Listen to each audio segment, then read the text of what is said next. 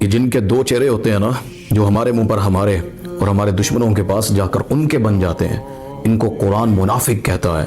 اور آپ کو پتہ ہے جہنم کے جو درجے ہیں نا، یعنی جہنم کا جو گڑھا ہے، اس میں سب سے تہ والی جگہ پر ان المنافقین فی الدرک الاسفل من النار، جہنم کے سب سے نچلے گڑھے میں یہ منافق ہوں گے۔ یہ اللہ کے پاس آتے ہیں تو بڑے خوش، تھوڑا سا ہنس لیا کہ اللہ تیرے نال آ۔ جب دین سے دور ہوئے، الگ ہوئے، پھر اللہ کے دین کا تماشا لگانا، اسلام کا جنازے نکالنے، نوجوان لوگ ہیں، کبھی جمعہ پڑھ لیا، کبھی نماز پڑھ لی تو ٹھیک ہے، وگرنہ کالج میں، اسکولوں میں، گھروں میں، تنہائیوں میں اس طرح کے معاملات ہوتے ہیں۔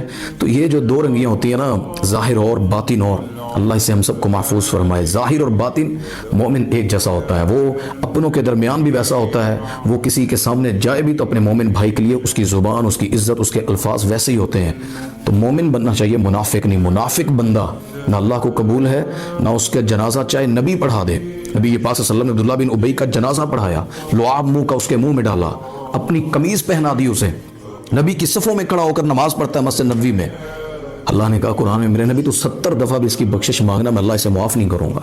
تو منافق مشرک سے بھی گندا ہوتا ہے، جو اپنے اندر رہ کر اپنوں کی جڑوں کو کاٹتا ہے۔ تو اس لیے ہمیشہ دعا کیا کریں، اللہ نفاق سے بچا، منافق ہونے سے بچا، اللہ ہمیشہ مومن بنا کر اللہ اسلام پر قائم رکھ۔